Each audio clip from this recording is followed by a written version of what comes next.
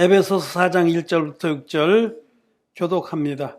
그러므로 주 안에서 갇힌 내가 너희를 권하노니 너희가 부르심을 입은 부름에 합당하게 행하여 모든 겸손과 온유로 하고 오래 참음으로 사랑 가운데서 서로를 용납하고 평안에 매는 줄로 성령에 하나 되게 하신 것을 힘써 지키라. 몸이 하나이요 성령이 하나이니 이와 같이 너희가 부르심의 한 소망 안에서 부르심을 입었느니라. 주도 하나이요 믿음도 하나이요 세례도 하나이요 하나님도 하나이시니 곧 만유의 아버지시라. 만유 위에 계시고 만유를 통일하시고 만유 가운데 계시도다. 아멘. 예, 상대 여러분 안녕하셨습니까? 네. 온라인으로 함께 예배드리는 우리 온라인 성도 여러분, 또 하나님을 목마른 사슴처럼 찾는 귀한 영혼들도 주님의 이름으로 환영합니다. 예, 오늘은 에베소서 4장의 말씀을 읽었습니다. 에베소서는 사도 바울이 로마 감옥에 갇혀 있을 때 성령의 감동으로 기록해 준 성경입니다. 오늘 우리가 처음 읽은 1절에도 그러므로 주 안에서 갇힌 내가 너희를 권하노니, 복음으로 인해서 로마 감옥에 갇혀 있을 때에 이 귀한 말씀을 주셨습니다. 그런데 사도 바울은 에베소의 성도들, 에베소에 있는 교회에 큰 애정이 있었습니다. 사도 바울이 복음 전도 사역을 하던 중에 오래 머무른 곳은 이 에베소와 고린도입니다.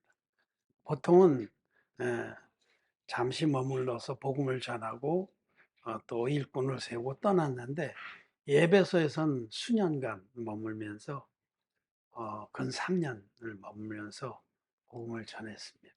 고린도에도 오랫동안 있었고, 에베소에서 특별히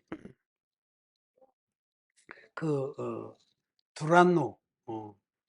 두란노라는 그 공공 건물, 티레노스라고 그러는데 영어 성경에는 그곳을 빌려서 거기서 제자학교를 했습니다. 여기 그 우리 두란노 서원이라고 하는 스쿨 오브 티레노스, 그 학교의 학교. 그러니까 이게 제자학교, 선교학교를 곳에 해서 일꾼들을 많이 키운 것으로 보입니다. 그래서 그들이 그 인근의 모든 지방에 복음을 전했겠죠. 그 에베소에는 많은 일꾼들을 세워서 나중에 이제 3차 선교 여행을 끝내고 돌아가는 길에 그 에베소에서 가까운 그 해변 도시인 밀레토라는 곳에 바울이 거기서 들렸다가 에베소까지 들어가는 데는 시간도 걸리고 위험성도 있어서 거기서 에베소의 그 믿음의 일꾼들을 불러서 그 해변에서 그들과 함께 교제하고 떠나는 그런 정말 서로 더 이상 볼 수 없게 된 걸 알기 때문에 서로 막 끌어안고 눈물을 흘리면서 기도하고 사랑을 나눴던 부분을 우리는 알 수 있습니다. 그 에베소 바울은 그 이후에 이제 예루살렘에 갔다가 유대교의 지도자들에게 잡혀서 로마로 호송되고 로마의 감옥에 갇혀 있을 때 이 편지를 썼습니다. 바울의 그 에베소 교회와 성도들 향한 사랑을 우리가 알 수가 있는 성경입니다. 그런데 지금 우리가 읽은 부분에는 에베소의 성도들이 하나님께서 진리의 복음으로 그들을 불러서 거듭나게 하시고 교회로 인도해서 한 몸을 이루게 하신 것을 지키라는 겁니다. 같은 믿음과 동일한 주, 또 동일한 하나님을 믿는 믿음으로 하나님께서 너희를 한 몸이 되게 하셨는데 그 한 몸이 되게 한 은혜를 지켜라. 교회와 마음을 연합한 자들은 넉넉하게 환난을 이깁니다. 하나님의 교회와 마음을 연합한 마지막 때에 재난과 환난이 덮쳐올 때에도 교회와 마음을 연합한 자들은 그 재난과 환난을 넉넉히 이기고 멸류관을 받았습니다. 그래서 바울은 그 당시에 초대교회 때도 아주 어려웠습니다. 사방으로 공격을 당하고 하나님의 백성들은 핍박을 당하고 순교를 당할 때인데, 그때에 하나님께서 하나가 되게 하신 그 믿음을 지킬 것을 부탁을 한 부분이 오늘 읽은 말씀입니다. 근데 여기에 이 하나님께서 에베소 성도뿐만 아니라 모든 거듭난 백성들에게 주신 축복은 죄 사함으로 말미암는 구원입니다. 구원이라는 것은 죄 사함으로 말미암는 구원입니다. 똑같은 말이에요. 구원은 죄 사함이다. 이 에베소서에서도 에베소서 1장에 구속 곧 죄 사함을 받았으니, 이렇게 말. 구속 또는 구원은 죄 사함입니다. 죄가 흰눈같이 씻어져서 죄로부터 구원받은 자들이 하나님 백성이고 영생의 후사입니다. 그 얘기는 뒤집어서 얘기하면 마음에 죄가 남아있는 기독교인들은 아직 구원을 못 받았다는 뜻입니다. 구속은 죄사함인데, 죄가 입술로는 죄 용서받았다고 말하는데 죄는 마음에 있어요. 죄 용서라는 말을 저는 그 표현이 좀 모호해서 잘 안 씁니다. 죄 사함이라는 말이 더 분명한 표현입니다. 영어에서는 the forgiveness of sin이라고 그러는데, forgiveness라는 건 죄가 있지만 그냥 봐준다, 눈 감아준다, 그런 이미지가 강합니다. 그런 뉘앙스가. 죄 사함은 죄를 뚜껑 내서 없애주는 거예요.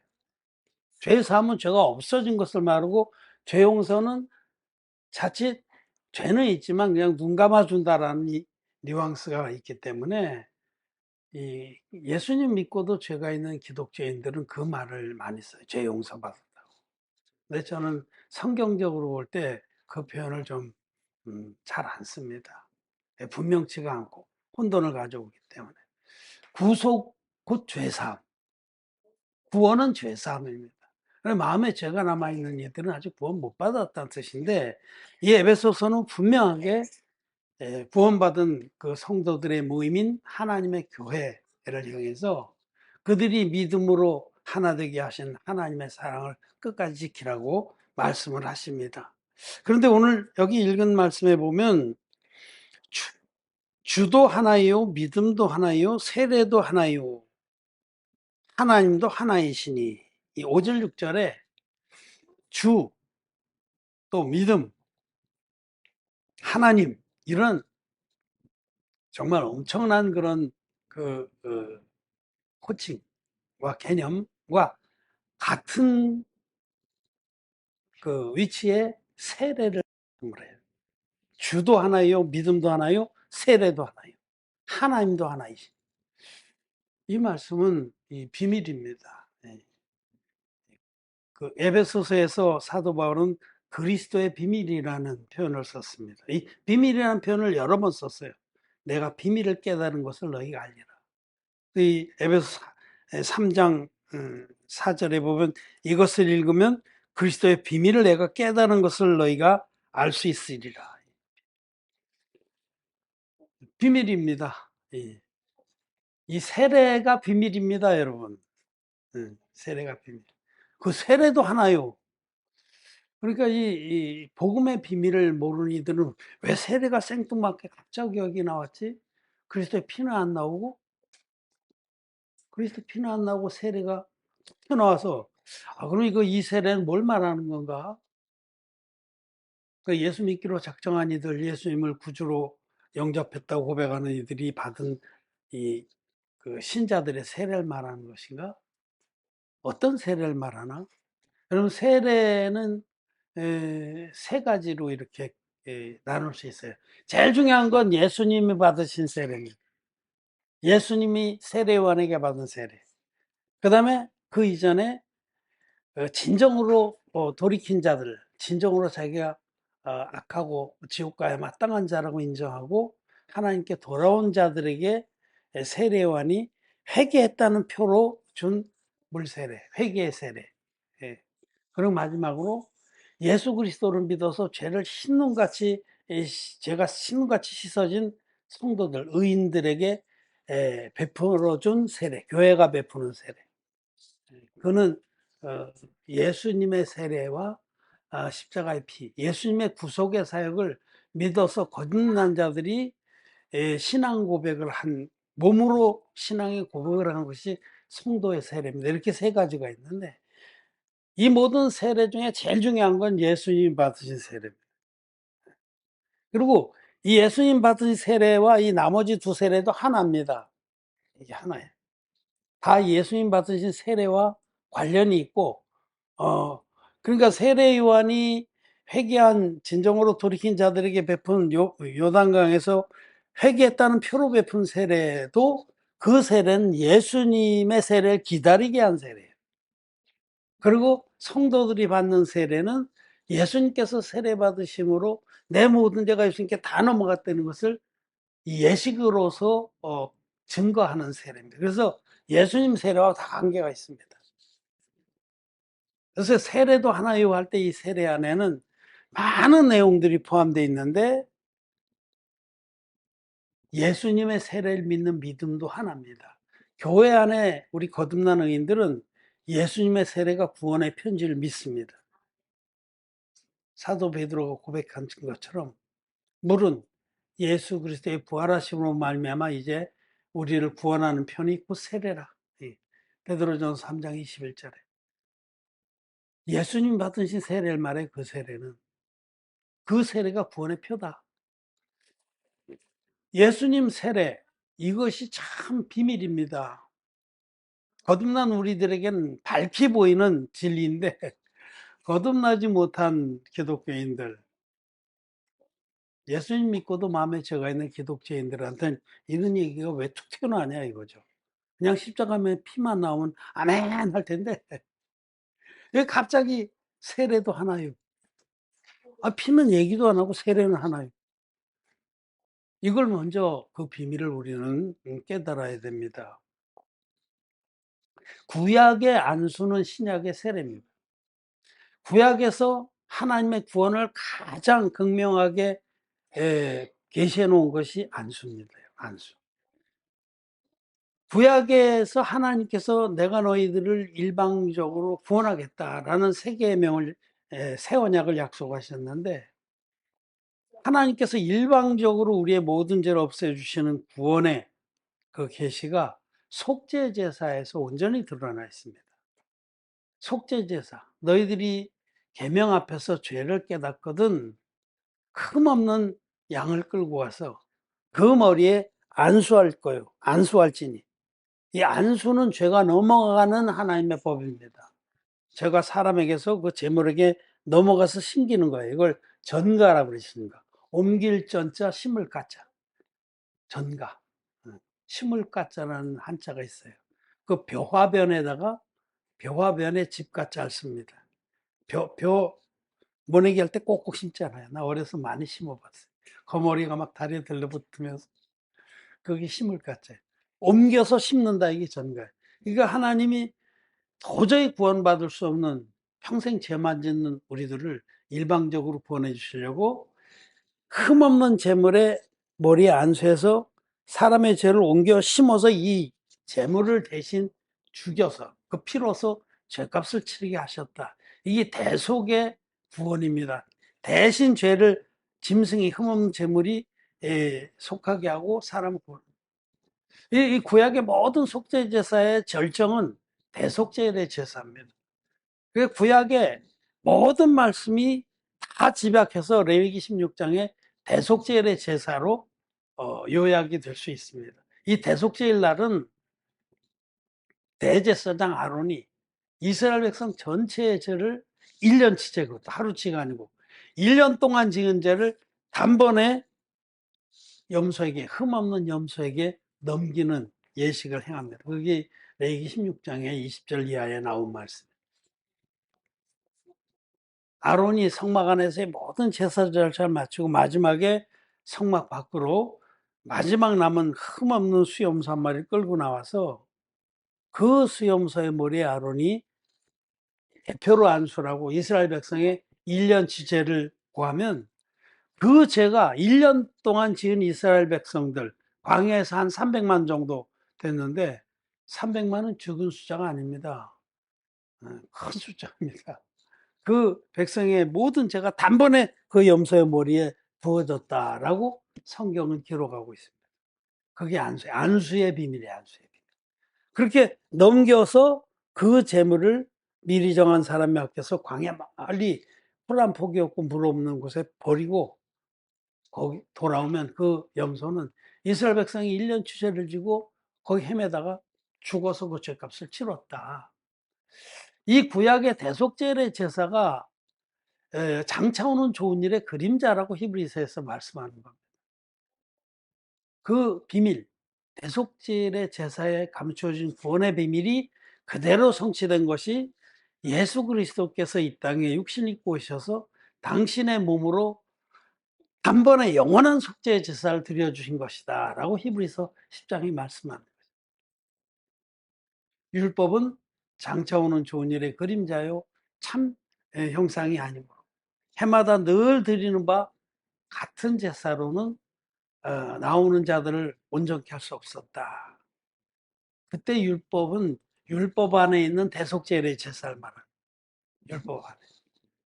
율법 안에 제사법도 있습니다.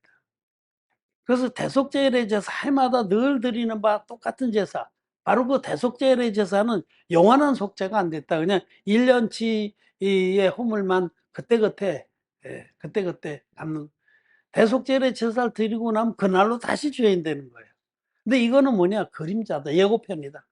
장차 하나님께서 당신의 외아들을 육체로 보내셔서 그 외아들이 마치 그 수염소가 죄를 담당했듯이 안수의 방법으로 세례를 받아서 인류의 모든 죄를 다 짊어지고 십자가로 가셔서 그 피로서 인류의 모든 죄를 단번에 깨끗이 없애 주실 것이다 라는 그 예고편입니다. 그 예고편대로 두루마리 책에 나를 가르쳐 기록한 대로 아버지의 뜻을 행하러 오신 예수님, 그 예수님이 그 뜻을 온전히 이루어서 이 세상에 죄를 없앴습니다. 그리고 이 세상에 모든 의가 이루어지게 하셨습니다. 그 예수님이 세례받을 때에 예수님 머리에 안수한 세례요한이 누구냐? 그는 전 인류의 대표자입니다. 여자의 몸에서 난 자 중에 가장 큰 자입니다. 그리고 바로 아론의 후손입니다. 대제사장. 세례요한이 예수님 머리에 안수의 방법으로 손을 얹어서 세례 베풀 때 그때에 나와 여러분들의 모든 죄, 인류의 모든 죄가 예수님께 다 넘어갔다고 성경은 비밀스럽지만 분명하게 기록하고 있습니다. 마태복음 3장 15절 말씀. 이제 허락하라. 이제 넌 내 머리에 손을 얹어라. 우리가 이와 같이 하여. 경상도 사투리로 니캉네캉. 너는 내 머리에 손을 얹고 나는 그 안수를 받아들여서 그때에 네 안수로 넌 인류의 대표자가 아니냐? 아론의 후손이 아니냐? 그 안수로 세상 모든 죄를 나에게 다 넘어오게 함으로써 이 세상의 모든 의가 이루어지게 하는 게 합당하다. 이게 예수님 받으신 세례입니다. 그래서 구약의 안수는 신약의 세례입니다. 이것이 연결되는 거예요. 성경 안에서. 성경 전체를 통해서 이와 같은 방법으로 우리를 모든 죄에서 구속하셨다는 것이 성경의 축복입니다. 안수와 세례가 성경 안에 선명하게 연결돼서 우리를 구하는 겁니다. 예수님 세례 받을 때 안수의 형식으로 받았고 물에 푹 잠겼다가 일어나셨어요.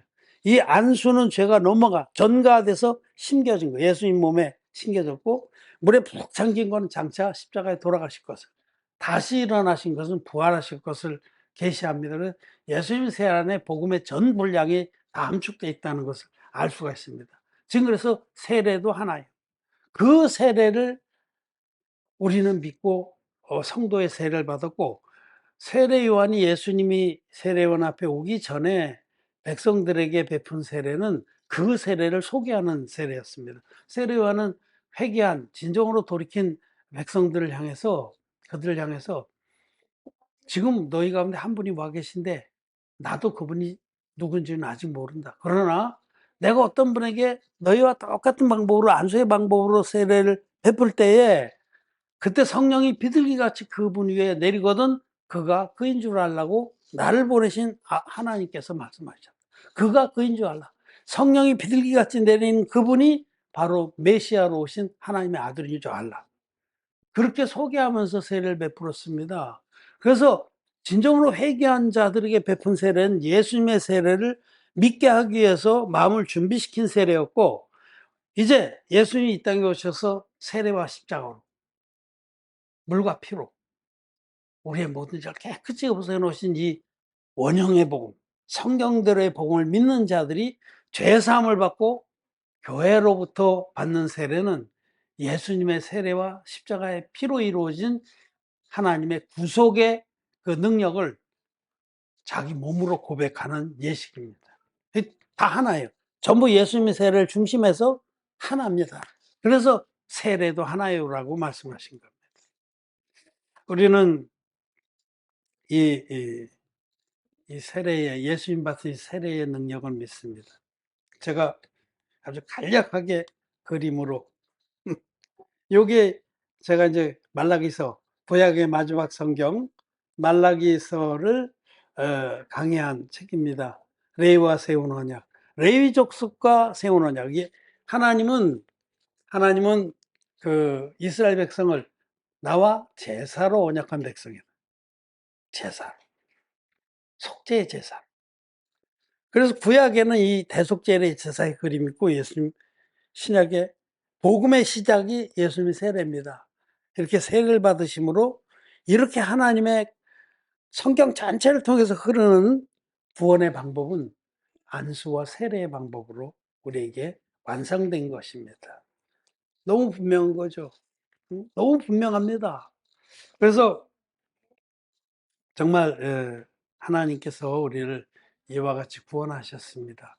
초대교회의 사도들과 주님의 종들은 예수님께서 우리를 흠없는 제물로 오셔서, 구약의 속죄제사는 반드시 세 가지 조건이 충족돼야 돼요. 흠없는 제물이 있어야 되고, 반드시 안수해서 사람의 죄를 전가해야 되고, 반드시 그 제물이 죽어야 돼요. 피. 흠없는 제물과 안수와 피. 이와 같은 방법으로, 이와 같은 그 뜻으로 두루마리 책에 나를 가리켜 기록한 대로, 구약에 기록된 대로 예수님은 흠없는 제물로 이 땅에 오셨습니다. 죄를 알지도 못하신 분, 하나님의 아들이 60만, 처녀의 몸에서 60만 취해서 오신 분이기 때문에 근본 죄가 없는 분이에요. 흠없는 제물로 오셨어요. 둘째로는 인류의 대표적인 세례요한에게 요단강에서 안수를 받으심으로 그때 나와 여러분들의 모든 죄를 예수님이 다 담당하셨어요. 아담에서부터 세상 끝까지의 세상 죄를 세례로 담당하신 겁니다. 그래서 세례받은 이튿날, 그 다음날 요한복음 1장 29절을 보세요. 이튿날 요한은, 그 세례 요한을 말해요. 세례 요한은 예수께서 자기에게 나오심을 보고 가로되 보라, 세상 죄를 지고 가는 하나님의 어린 양이로, 자기 제자들에게 그렇게 선포했어요. 이튿날, 세례받은 이튿날. 어제 저분이 세례받을 때 세상 죄가 저분에게 다 넘어갔다라고 분명하게 말씀하는 겁니다. 그리고 제자들을 다 예수님께 보낸 거예요. 나는 이제 점점 적어져야 되고 저분은 점점 커져야 됩니다. 나는 저분의 신발끈조차도 고쳐매드릴 수가 없는 자다. 세례 요한의 사역은 예수님께 세례를 베풀어서 세상 죄를 다 넘긴 다음에 자기 사역을 끝나는 거예요. 하나님께서 세례 요한을 보내신 뜻이 다 이루어진 겁니다. 그래서 우리는 초대교회 때의 사도들이 전했던 원형의 복음에는 반드시 예수님의 세례가 있다는 것을 알아야 됩니다. 이 히브리서 10장에는 그렇게 구약의 그 대속죄의 제사의 모형을 따라서 예수님께서 자기 몸을 들여서 우리를 거룩하게 했다. 이 뜻을 쫓아 예수 그리스도께서 자기 몸을 들이심으로 우리가 거룩함을 얻었나라. 거룩함이 뭐예요? 죄가 없는 상태잖아요. 죄가 없는 상태, 의인. 마음은 흰눈같이 죄가 씻어진 상태. 이 뜻을 쫓아 예수님이 자기 몸을 드려서 한 영원한 제사를 드렸는데, 저가 한 제물로 거룩하게 한 자들 또 영원히 온전케 하셨어요. 그 예수님의 한 영원한 제사로 그 제사, 물과 피로 임하셔서 세례와 십자가로 완성시키신 예수님의 영원한 제사. 구약에 이제 하루치 제사. 죄인이 하루 자기가 죄를 지면 오늘 지은 죄를 가서 사함받는 똑같이 흠없는 제물 안수 피 흘림으로 이루어졌죠. 그 백성들의 1년치 제사, 대속제일의 제사. 그것도 똑같이 흠없는 그런 제물과 안수와 피 흘림으로. 이제 예수님이 드리신 한 영원한 제사는 예수님 자신이 제물이 된 거예요. 예수님 자신이. 흠없는 제물. 전 인류를 위한. 그리고 인류의 대표적인 세례원이 안수를 베풀어서 인류의 죄를 예수님께 다 전가하고 예수님 십자가에서 다 이루었다 하기까지 죄값을 치르시고 돌아가신 겁니다. 예수님이 한 영원한 제사를 드려주셨는데 그 영원한 제사는 예수님의 세례와 십자가의 피로 구성되어 있다는 겁니다. 그래서 사도 요한도 요한일서에서 요한일서 5장 6절, 7절, 8절 우리 한번 같이 읽어보겠습니다. 같이 읽겠습니다. 시작. 이는 물과 피로 임하신 자니 곧 예수 그리스도시라. 물로만 아니요 물과 피로 임하셨고 증거하는 이는 성령이시니 성령은 진리니라. 증거하는 이가 셋이니 성령과 물과 피라. 또한 이 셋이 합하여 하나이니라. 예수님은 물과 피로 임하셨다. 물은 요단강물에서 받으신 세례고 피는 십자가에서 쏟으신 대속의 피입니다. 온전한 복음에는 예수님의 세례가 반드시 들어가야 된다는 겁니다. 그리고 증거하는 이가 세 분이다. 성령과 물과 피. 성령은 예수님이 흠없는 제물인 것을 증거합니다. 하나님의 아들이다. 물은 요단강물에서 받으신 세례가 인류의 죄를 당신 몸에 온전히 다 뒤집어 쓴 세례다. 피는 십자가에서 다 이뤘다 하기까지 흘리신 피가 전 인류의 죄를 깨끗이 대속한 피다. 이 세 가지 증거가 다 있는 복음이 온전한 복음이다라고 성경은 말씀하는 겁니다. 성령과 물과 피가 합하여 하나다. 합하여 하나다. 이 중에 어떤 거 하나로 빠지면 하나가 못 된다는 거예요. 온전하지가 않다. 이게 비밀입니다. 온전한 복음은 이 세 가지 증거가 다 있는 것입니다. 근데 그것이 성경 안에 아주 비밀스럽게 가려져 있어요. 숨은 그림 찾기 알죠? 그냥 딱 보면 안 보여. 근데 자세히 살펴보면 거기 다람쥐도 숨어 있고 거기 뭐 원숭이도 숨어 있고. 난 숨은 그림 찾기 좋아합니다. 아주 좋아합니다. 잘 찾습니다. 그러고 그와 같이 복음 안에, 이 진리의 복음 안에 하나님 우리 죄를 어떻게 완전하게 없애주셨는지가 비밀로 가려져 있어요. 비밀. 그래서 바울은 그리스도의 비밀이라고도 하고 비밀을 깨달은 것을 내가 알려라고. 자, 왜 그랬을까요? 왜 창세기 초두부터 창세기 3장에 범죄한 아담과 하와를 에덴 동산에서 내쫓으면서 생명나무길에 접근을 못하게 하실 거예요? 화영검, 두루 도는 불칼로 그룹 천사들이 지키게 하셨을 거예요. 그거는 하나님의 이 귀한 복음을, 귀한 구원의 비밀을 아무나 알지 못하게. 아직까지 자기가 얼마나 더럽고 악하고 추악한 자인지 모르고 자기 의에 충만한 자들은 발견하지 못하도록. 예수님께서도 이 땅에 계실 때 같지 않은 것들, 자기 의에 충만한 바리새인들에게는 비밀로만 비유로만 말씀하셨어요. 너희 거룩한 것을 개에게 주지 말며 너희 진주를 돼지에게 주지 말라 하셨듯이, 마음이 준비가 안 되고 이 귀한 걸 귀하게 여기지 못할 자들은 발견치 못하도록 하신 것이 하나님 뜻입니다. 그런데 정말 자기가 지옥 갈 죄인인 줄을 인정하고 하나님께 하나님 나를 불쌍히 여겨달라고 한 38년 된 병자 같은 그런 심령을 만나 주십니다. 그런 심령에겐 눈을 열어서 온전한 복음은 이것이다. 물과 피로 임하신 예수 그리스도께서 완성하신 완전한 의의 복음이다. 예수님 물과 피로 임하셨습니다. 그래서 우리는 우리가 전하고 우리가 외치고 우리가 믿고 있는 이 복음을 물과 피의 복음이라고 말하는 거죠. 세례와 십자가로 구성된 진짜 복음, 언영의 복음. 이 복음이 아니면 아무도 죄사함을 받지 못합니다. 물과 피의 복음, 물과 피, 예수님 받으신 세례와 예수님 흘리신 피, 이 둘이 다 있어야만 능력이 있는 복음이에요. 죄를 마음에서 단칼에 끊어내는 마음의 할례를 받게 하는 복음입니다. 물과 피의 복음이 유일한 진리의 복음입니다. 제가 이게 여러분들 이해를 도우려고 하나 또 만들어 왔어요. 이건 카피입니다. 이거 5만 원짜리 진짜 돈이 아니에요. 이 진짜 돈을 자르면 그거는 감옥 갑니다. 나라에.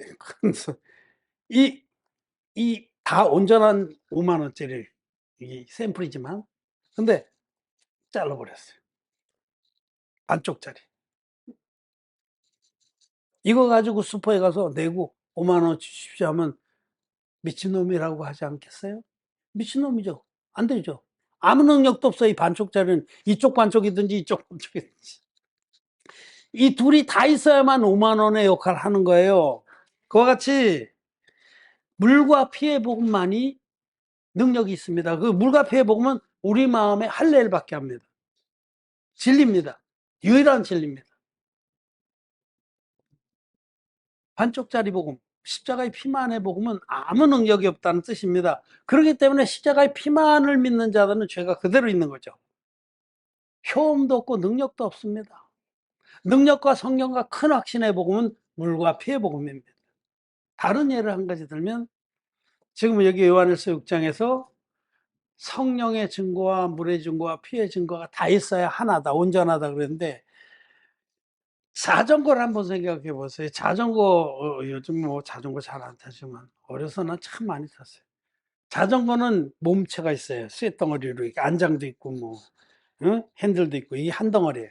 그리고 앞바퀴가 있고 뒷바퀴가 있어요. 셋으로 구성되어 있습니다. 몸체 그리고 앞바퀴 뒷바퀴. 성령과 물과 피로 구성된 온전한 몸과 똑같은 거예요. 그 자전거에서 앞바퀴를 떼버렸다. 성령의 증거와 물의 증거와 피의 증거에서 앞바퀴를 떼버린, 물의 증거를 떼버린 복음들을 지금 믿고 있습니다. 똑같습니다. 앞바퀴를 떼버리면 그게 온전한 자전거입니까? 그 자전거의 역할을 합니까? 탈 수 있습니까? 못합니다. 똑같습니다. 그래서 정말 저는 뭐 증거할 말씀이 부지기수입니다. 이 안에, 성경 안에. 예? 히브리서 우리가 아까 10장 얘기를 좀 했죠. 히브리서 6장 1절 이전에는 초대교회 때 사도들이 전했던 복음의 원형이 거기 열거돼 있어요. 응? 그리스도의 도의 초보라는 이름으로 거기도 보면은 십자가의 피가 얘기가 안 나와 있어요. 오히려 세례들과 안수와 그 중심 개념으로 복음의 중심 개념으로 세례들과 안수. 세례 안에 예수님의 피가 다 포함되어 있습니다. 물에 잠기는 거에는. 정말 저는 제발 하나님 앞에서 신사적으로 믿길 바랍니다. 르네상스 시대에 그 코페르니쿠스나 갈릴레오 같은 과학자들이 일어났습니다. 그들은 천동설이 잘못된 거다. 지동설이 진리다. 지구가 태양 주위를 도는 거지 태양이 지구 주위를 도는 게 아니다. 완전히 반대 개념이잖아요. 천동설과 지동설이 천동설은 절대 다수가 그걸 믿었어. 교황을 비롯해서 절대 다수가 태양이 지구 주위를 돈다. 미친놈아, 네 눈으로 보면서도 그런 소리 하냐? 봐라, 아침이면 태양이 동쪽에서 떠서 저녁이면 서쪽으로 치는데 지구는 굳건한 반석이지 않냐. 그런데 코페르니쿠스나 갈릴레오는 망원경으로 다 과학적 증거를 가지고 아니다. 사실은 태양이 붙박이 별이고 지구가 행성이다. 돈다. 그 절대 다수가 믿는다고 그래서 그게 진리입니까? 그러면 둘이 다 진리일 수가 있습니까? 응? 천동설도 진리고 지동설도 진리다. 요즘 뭐 양비론이 많이 얘기하는데 이것도 아니고 저것도 아닙니까? 아니면 둘 다 맞습니까? 그런 일은 없습니다. 진리는 하나입니다. 지동설이 진리였습니다. 근데 몇 사람 안 믿는 거예요. 몇 사람 안 믿는다고 진리가 비진리가 되고, 많이 믿는다고 비진리가 진리됩니까? 아닙니다. 오히려 예수님은 멸망으로 이르는 문은 그 문이 크고 그 길이 넓어서 그리로 찬 자가 많다라고 했어요. 생명으로 이르는 문은 그 문이 좁고 그 길이 협잡해서 험해서 그리로 가는 자가 적다고 그랬어요. 진리는 진리이기 때문에 진리인 겁니다. 진리는 성경 말씀입니다. 성경대로의 복음이 진리입니다. 우리 죄를 신눈같이 씻어준 복음은 물과 피의 복음입니다. 성령과 물과 피의 증거가 다 있는 복음입니다. 그 중에서 그 중요한 물의 증거를 빼서 팽개친 앞바퀴를 빼버린 자전거처럼 아무 능력도 없는 그런 고장난 자전거, 꼬물난 복음, 반쪽짜리 복음. 아까 제가 보여드렸잖아요. 어디로 갔나? 진짜 어디로 숨었나? 보여드렸잖아요. 이 5만 원에서 이 사임당 어머니를 확 잘라버리고 이것만 내고 수포해 가지고 가서 감옥 갑니다. 끝까지 싸우면. 응? 왜 돈 안 줘? 왜 물건 안 줘? 응? 나도 이 들고 왔는데 왜 안 줘? 나도 예수님 피를 믿는단 말이야. 왜 못 들어가게? 10처녀에 비유해서 5처녀가 그런 겁니다. 막 머리 뒤밀고 싸우고 난 너를 알지 못한다. 죄가 있는 자들 예수님 알지 못합니다. 반쪽짜리 복음은 아무 효험이 없습니다. 죄가 있는 자는 천국 못 들어갑니다. 오늘 이 말씀 보면서 복음은 두 개일 수가 없습니다. 십자가의 피만의 복음도 복음이고 물과 피의 복음도 복음이다. No. No, no, no, no. 하람이 no. 우리 하람이가 no. no입니다. No. 진리는 하나입니다. 진리의 복음도 하나입니다. 물과 피의 복음만이 유일한 성경적인 복음입니다. 그럼 이제 어떻게 해야 되느냐는 여러분들이 판단해야 돼요. 그냥 많은 사람들과 서로서 그냥 끝까지 고집을 부리고 피의 복음만 믿으면서 예수 믿는 죄인이 돼서 칭의론이야 믿고 그렇게 하다 끝내 지옥에 갈 것인지, 지옥 가도 좋아 그렇게 하든지, 비록 배척을 받고 핍박을 받아도 물과 피의 복음, 성령과 물과 피의 증거가 다 있는 것이 유일한 진리의 복음이구나 하고 많은 어려움이 있더라도 이 복음을 쫓을 것인지는 그거는 스스로 선택해야 됩니다. 그 선택과 결단은 듣는 자들의 몫입니다. 우리는 정말 이 진리의 복음, 물과 피의 복음을 믿습니다. 이 믿음이, 이 축복이 모든 사람들에게 임해서 영생의 후사들이 되기를 바랍니다. 말씀을 마쳤습니다.